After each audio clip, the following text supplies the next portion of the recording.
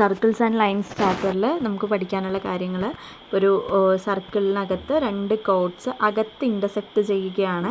ആ ഇൻ്റർസെക്റ്റ് ചെയ്യുന്ന പോയിൻറ്റിനെ പി ആയിട്ട് കൊടുക്കുന്നു. ആൻഡ് PA PB എന്ന് മാർക്ക് ചെയ്യുക, PC PD എന്ന് മാർക്ക് ചെയ്യുക.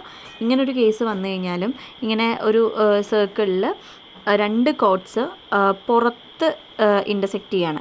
അപ്പോൾ ഈ ഇൻ്റർസെക്റ്റ് ചെയ്യുന്ന പോയിൻറ്റിന് P ആയിട്ടും A B ആൻഡ് ഇത് CD ആയിട്ട് എടുക്കുകയാണെങ്കിൽ ഇവിടെ രണ്ടിടത്ത് നമുക്ക് യൂസ് ചെയ്യാൻ പറ്റുന്ന ഒരു റിലേഷനാണ് PA × PB = PC × PD.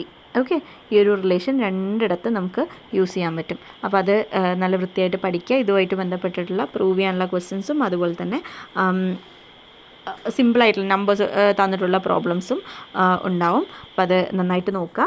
പിന്നെ ഒരു സർക്കിൾ തന്നിട്ട് അവിടെ ഈ 2 കോഡ്സും പരസ്പരം പെർപെൻഡിക്കുലർ ആണ്. ആ പോയിൻറ്റിനെ ഇൻ്റർസെക്റ്റ് ചെയ്യുന്ന പോയിൻറ്റ് Pയും ആൻഡ് ഇത് AB ആണ് and this code CD and ഇവിടെ ഇതൊരു കേസ്.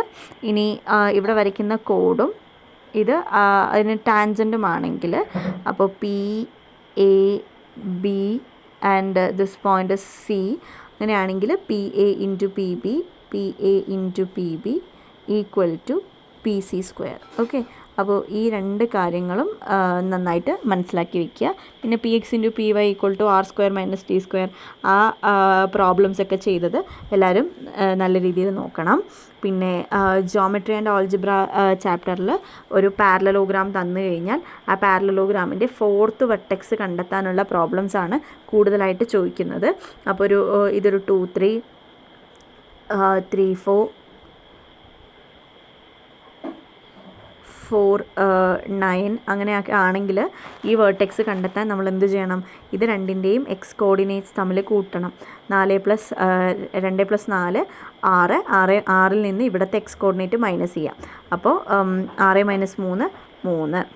ഇനി അതുപോലെ വൈ കോർഡിനേറ്റ് കണ്ടെത്താൻ ഇവിടുത്തെ 2 എക്സ് കോർഡിനേറ്റ് 3ഉം 9ഉം കൂടെ കൂട്ടുക.